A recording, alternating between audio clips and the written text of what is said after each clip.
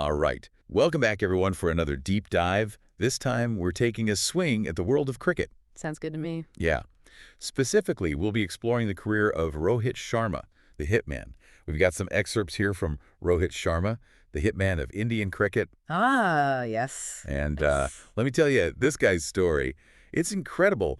We're talking about the only player to ever score 3 double centuries in ODIs, one-day internationals. Yeah, come on. 3 double centuries. That's amazing. And he's got this nickname, right? The Hitman.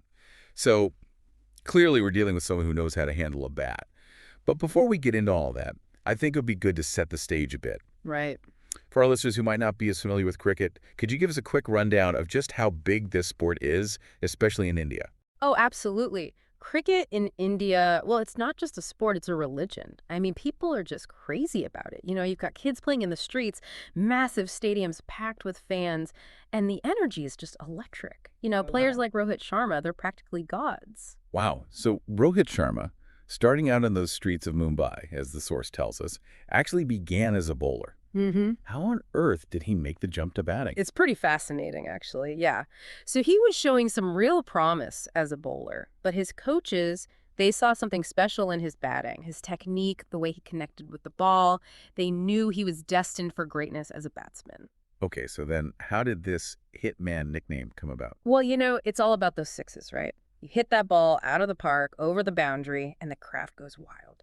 Rohit, he's got this incredible power, but there's more to it than just brute force. You watch him bat, and it's like an art form. The elegance, the timing, it's just mesmerizing. Absolutely, yeah. The source highlights these 3 double centuries in ODIs, a feat no one else has ever achieved. I think for people who might not follow cricket religiously, they might not grasp how insane that is. Can you sort of break that down for us? Sure, I can try. It's kind of hard to put into words, really, but imagine this. You're in a World Cup match. You're facing some of the best bowlers in the world.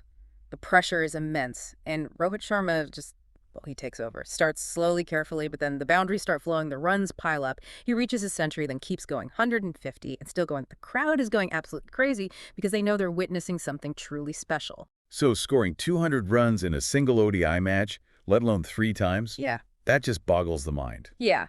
And to add to that, each of those double centuries, they came against top-tier opponents under different conditions, showing just how adaptable and mentally strong he is. His highest score, an unbelievable 264 runs. That's not just talent, it's pure stamina and focus. It's funny because we started talking about Rohit Sharma playing in the streets, and now we're talking about double centuries. That's an amazing journey.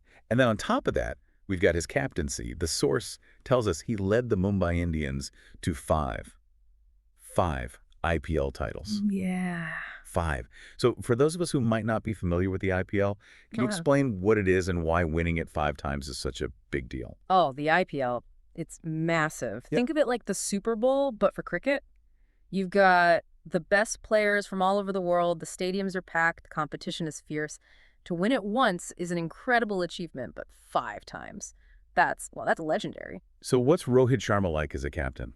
He's known for being calm and strategic. You don't see him getting flustered. He reads the game well, makes smart decisions on the field, and knows how to get the best out of his players. They really respect and respond to his leadership. Wow, it's becoming very clear why this guy is a legend.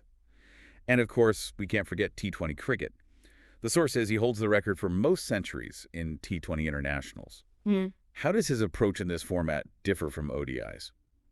T20, it's a whole different beast. It's fast, aggressive, and you have to be on your toes all the time. Think, like basketball. It's all about quick runs, hitting those boundaries, and making bold decisions. And Rohit, he just excels in this format. He's not afraid to take risks, go for those big shots. So he can adapt his style. Exactly. He can be explosive when he needs to be, but he can also play strategically and build an innings. That's what makes him so special, his ability to read the game and adapt his approach. So we've covered a lot of ground here. We talked about Rohit's journey from the streets of Mumbai to captaining winning teams, his amazing power-hitting style, and those record-breaking achievements across different formats of cricket. It's incredible to think he's achieved all this, and he's still relatively young in his cricketing career. Oh, absolutely. He's still got plenty of cricket left in him. Exactly. And he's currently leading the Indian national team. So, he's carrying a whole nation's hopes and dreams on his shoulders. What else can he achieve? What new records will he break? How will his captaincy evolve? It really makes you wonder what's next for Rohit Sharma. The possibilities seem endless. It'll be fascinating to see where he goes from here. That's a great question to leave our listeners with. Rohit Sharma's journey is far from over, and with major tournaments coming up, we're all going to be watching to see what he does next. If you could ask Rohit Sharma one question, what would it be? Thanks for joining us.